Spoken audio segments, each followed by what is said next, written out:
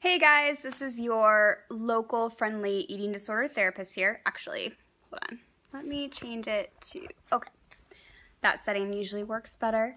I was just on a run with my dog, slash more of a run walk, and I was thinking about how it's very important that people don't comment on how someone looks as they're going through recovery.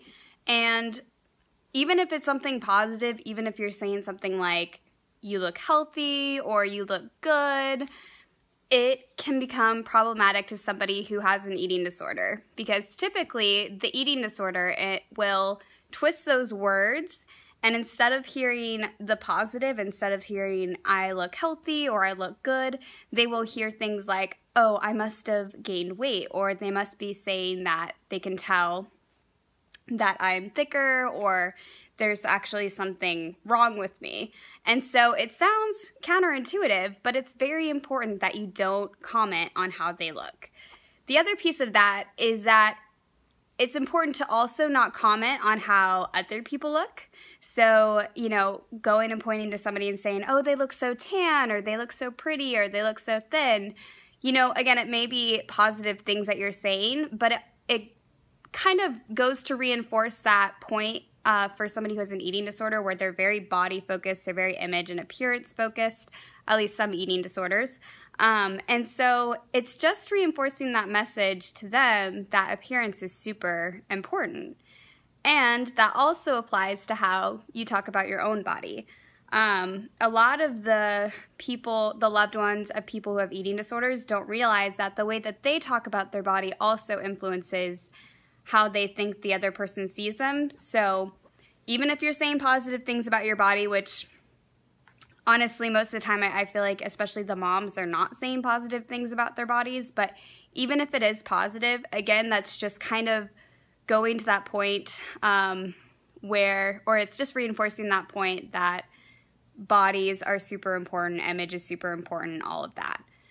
So needless to say, as a person's going through recovery, just try to keep body language and appearance language out of your narrative as much as possible.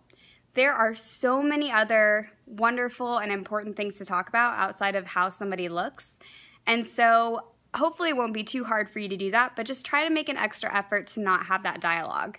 Again, our culture already weirdly emphasizes beauty and appearance and makes it way more important than it really is.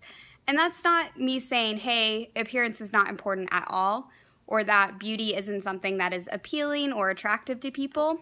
It totally is. But it's really minute, the amount of importance it carries to us, especially the long-term importance it carries to us. So I'm just trying to help us kind of recreate that narrative also in our social language and our societal language, that while beauty is it is attractive, it is appealing, it is so little in the grand scheme of things of what is important about who we are and what we're doing in society. And so let's just try to change the narrative to really reflect that, because again, our social media narrative overemphasizes beauty, overemphasizes bodies and appearance. And so, yeah, I think it's time that we work on making sure that we are not contributing to that even more.